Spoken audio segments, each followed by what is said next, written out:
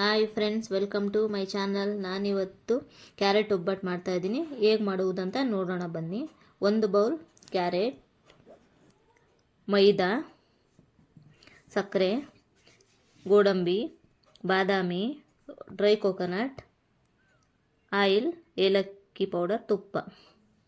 ಒಂದು ಪ್ಯಾನ್ ಬಿಸಿ ಇಟ್ಕೊಂಡಿದ್ದೀನಿ. ಆ ಪ್ಯಾನ್ಗೆ ಬಾದಾಮಿ ಹಾಕ್ಕೊಂಡು ಸ್ವಲ್ಪ ಫ್ರೈ ಮಾಡ್ಕೋತಾ ಇದ್ದೀನಿ.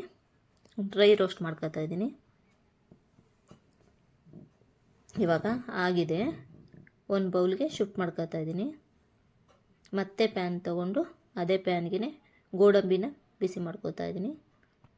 ಇದು ಕೂಡ ಡ್ರೈ ರೋಸ್ಟ್ ಮಾಡ್ಕೋತಾ ಇದ್ದೀನಿ. 2 ಮಿನಿಟ್ಸ್ ಫ್ರೈ ಮಾಡ್ಕೊಂಡ್ರೆ ಸಾಕು.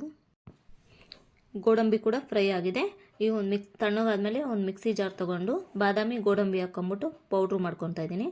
ಈಗ ಪೌಡ್ರ್ ಮಾಡ್ಕೊಂಡು ಅದನ್ನೊಂದು ಬೌಲ್ಗೆ ಶಿಫ್ಟ್ ಮಾಡ್ಕೊತಾ ಇದ್ದೀನಿ. ಅದೇ ಮಿಕ್ಸಿ ಜಾರ್ ತೊಗೊಂಡು ಆ ಡ್ರೈ ಕೋಕೋನಟ್ ಕೂಡ ಅದೇ ಜಾರ್ಗೆ ಹಾಕ್ಕೊಂಡು ಮಿಕ್ಸಿಗೆ ಹಾಕ್ಕೊಂಡಿದ್ದೀನಿ. ವಾಟ್ರೇನು ಕೂಡ ಆ್ಯಡ್ ಮಾಡಿಲ್ಲ.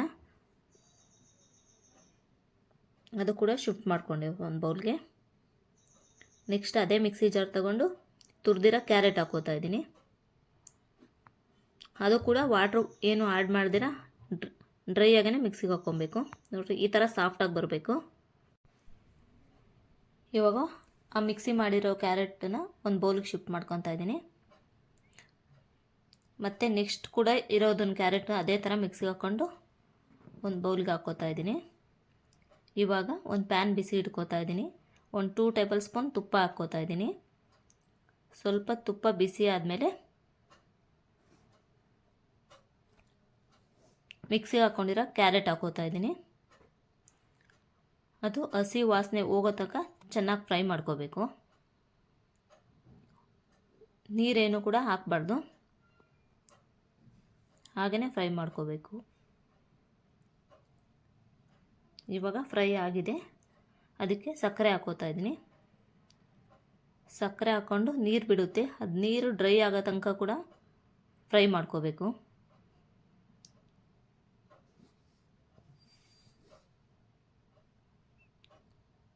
ಇವಾಗ ಡ್ರೈ ಆಗಿದೆ.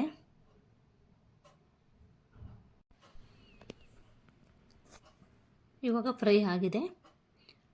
ಡ್ರೈ ಫ್ರೂಟ್ಸ್ ಪೌಡರ್ ಕೂಡ ಹಾಕೋತಾ ಇದ್ದೀನಿ. ಇವಾಗ ಡ್ರೈ ಕೋಕೋನಟ್ ಕೂಡ ಮಿಕ್ಸಿ ಹಾಕ್ಕೊಂಡಿರೋದನ್ನು ಹಾಕೋತಾ ಇದ್ದೀನಿ. ಹಾಕ್ಬಿಟ್ಟು ಚೆನ್ನಾಗಿ ಮಿಕ್ಸ್ ಮಾಡಬೇಕು. ಇವಾಗ ಮಿಕ್ಸ್ ಆಗಿದೆ. ಇವಾಗ ಇನ್ನೊಂದು 2 ಟೇಬಲ್ ಸ್ಪೂನ್ ತುಪ್ಪ ಹಾಕೋತಾ ಇದ್ದೀನಿ. ತುಪ್ಪ ಹಾಕ್ಬಿಟ್ಟು ಚೆನ್ನಾಗಿ ಮಿಕ್ಸ್ ಮಾಡ್ಕೋತಾ ಇದ್ದೀನಿ. ಮಿಕ್ಸ್ ಆಗಿದೆ. ಸ್ವಲ್ಪ ತಣ್ಣಗಾಗೋಕ್ಕೆ ಬಿಡಬೇಕು. ತಣ್ಣಗಾದ್ಮೇಲೆ ಮುಟ್ಟು ನೋಡಿದರೆ ಈ ಕನ್ಸಿಸ್ಟೆನ್ಸಿ ಇರಬೇಕು. ಇವಾಗ ನಿಮಗೆ ಯಾವ ಸೈಜ್ ಬೇಕು ಆ ಸೈಜು ಉಂಡೆಗಳು ಮಾಡಿಟ್ಕೋಬೇಕು.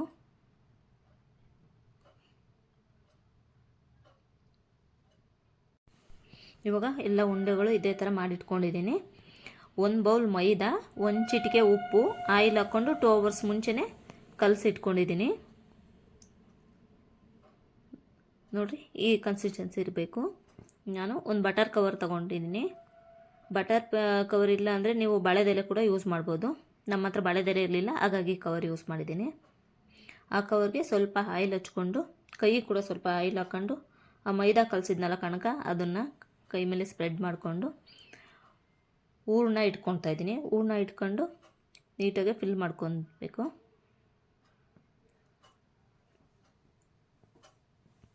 ಈ ಥರ ಫಿಲ್ ಮಾಡಿಕೊಂಡು ಆ ಬಟರ್ ಪೇಪರ್ ಇತ್ತಲ್ಲ ಅದ್ರ ಮೇಲೆ ಇಟ್ಬಿಟ್ಟು ಈ ಥರ ಕೈಯಲ್ಲಿ ಸ್ಪ್ರೆಡ್ ಮಾಡಿದ್ದೀನಿ. ನೆಕ್ಸ್ಟು ಒಂದು ಕವರ್ ತೊಗೊಂಡು ಕೈಯಿಂದ ಈ ಥರ ಸ್ಪ್ರೆಡ್ ಮಾಡಿದ್ದೀನಿ. ನೀವು ಲಟ್ಟಣಿಗೆ ಕೂಡ ತೊಗೊಂಡು ಚಪಾತಿ ಥರ ಮಾಡ್ಬೋದು. ನಾನು ಕೈಯಲ್ಲಿ ಈ ಥರ ಮಾಡ್ಕೊಂಡಿದ್ದೀನಿ. ನೀವು ಎಷ್ಟು ಥಿಕ್ನೆಸ್ ಬೇಕೋ ಅಷ್ಟು ಸಾಫ್ಟಾಗಿ ತೆಳ್ಳಗೆ ತಟ್ಕೋಬೋದು.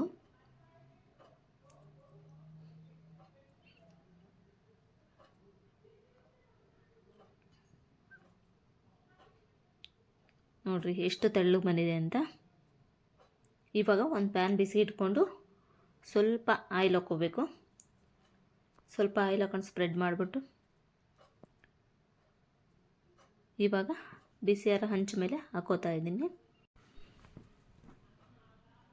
ಇವಾಗ ನೋಡಿ ಹಂಚು ಮೇಲೆ ಹಾಕೊಂಡಿದ್ದನ್ನು ನಿಧಾನಕ್ಕೆ ತೆಗಿತಾ ಇದ್ದೀನಿ. ಇದು ಬಿಸಿಗೆ ಕೂಡ ಏನೂ ಆಗಲ್ಲ, ಕವರ್ ಬಟರ್ ಕವರ್ ಆಗಿರೋದ್ರಿಂದ. ಅದೇ ಥರ ಮೀಡಿಯಮ್ ಫ್ಲೇಮಲ್ಲಿ ಬೇಯಿಸ್ಕೊತಾ ಇದ್ದೀನಿ. ಇವಾಗ ಮತ್ತೆ ತಿರುಗಿಸಿ ಅದೇ ಥರ ಹಾಕ್ಬಿಟ್ಟು ಬೇಯಿಸ್ಕೊತಾ ಇದ್ದೀನಿ. ನೋಡಿರಿ ಎಷ್ಟು ಚೆನ್ನಾಗಿ ಬಂದಿದೆ ಅಂತ, ಸ್ವಲ್ಪ ಕೂಡ ಎಲ್ಲೂ ಕಿತ್ತೋಗಿಲ್ಲ, ಅಷ್ಟು ನೀಟಾಗಿ ಬಂದಿದೆ. ಈ ಕ್ಯಾರೆಟ್ ಒಬ್ಬಟ್ಟನ್ನ ನೀವು ಕೂಡ ಟ್ರೈ ಮಾಡಿ ಮನೇಲಿ ಹೇಗಿದೆ ಅಂತ ಹೇಳಿ. ಇವಾಗ ಆಗಿದೆ, ಇದನ್ನು ಸರ್ವಿಂಗ್ ಬೌಲ್ ತೊಗೊಂಡು ಶಿಫ್ಟ್ ಮಾಡ್ಕೊತಾ ಇದ್ದೀನಿ. ಅದೇ ಥರ ಎಲ್ಲ ಒಬ್ಬಟ್ಟು ಕೂಡ ಇದೇ ಥರ ಮಾಡ್ಕೊಂಡಿದ್ದೀನಿ. ನೀವು ಕೂಡ ಟ್ರೈ ಮಾಡಿ ಹೇಗೆ ಬಂದಿದೆ ಅಂತ ಕಮೆಂಟ್ ಮಾಡಿ. Thank you.